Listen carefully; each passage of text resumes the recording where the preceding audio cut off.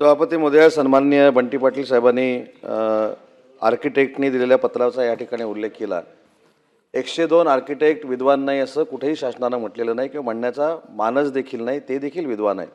पण मी आपल्याला वस्तुस्थिती सांगितली. काही वस्तुस्थिती समजूनच घ्यायची नाही अशी काही लोकांची प्रवृत्ती असते, त्याला नाईलाज आहे. माझ्याकडे ते पत्र आहे आणि ते मुद्दाम मी पत्र आपल्याला दाखवतो की हे ते पत्र आहे, हे असं पत्र आहे आणि ह्याच्यावर फक्त दाखव, एक मिनिट, एक पत्र दाखवतो. आणि हे काय काय केलेलं आहे, मी कोणीही विद्वान नाही किंवा ते चांगले नाहीत असं कसलाही उल्लेख केला नाही. उलट ते देखील अजून चांगल्या सजेशन देतील, त्या देखील आपण स्वीकारू. परंतु मी ज्याचा उल्लेख केला की सह्या नाहीत, ते हे पत्र आहे आणि त्याच्यामध्ये कुठेही सही नाही. हा फक्त माझा त्याचा मतितार्थ होता. आपण देखील कायद्यानं चालतो, आपण देखील कायद्यानं वागतो. जेव्हा एखादी पोलीस स्टेशनला केस दाखल होते त्यावेळी मात्र आपण लोकप्रतिनिधी म्हणून सांगतो की त्याच्यावर सही नाही, त्याचा विचार करू नका. हाच फक्त माझा उल्लेख करायचा होता, बाकी त्याच्यामध्ये काहीच नाही. हे पत्र त्यांनी दिलेलं आहे ना.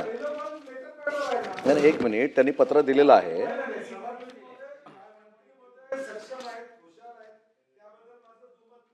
परंतु ज्यावेळी एखादी ऑर्गनायझेशन पत्र देते, ऑर्गनायझेशनच्या अध्यक्षांची सही आहे का नाही त्याच्यावर, असं कसं द्या तुम्ही सभापतींच्या मार्फत द्या एकदा पत्र, आम्हाला सुद्धा बघू द्या.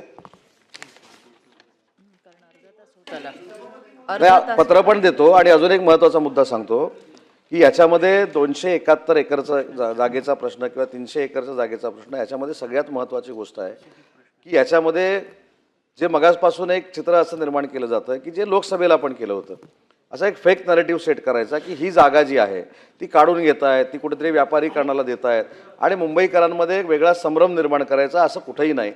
सुरुवातीलाच सांगितलं की याच्यामध्ये तरतूदच अशी आहे की या संपूर्ण जागेचं कुठेही व्यापारीकरण करायचं नाही, कमर्शियल याच्यावर करायचं नाही. ऑलरेडी निर्णय करूनच आपण सेंट्रल पार्क करतोय.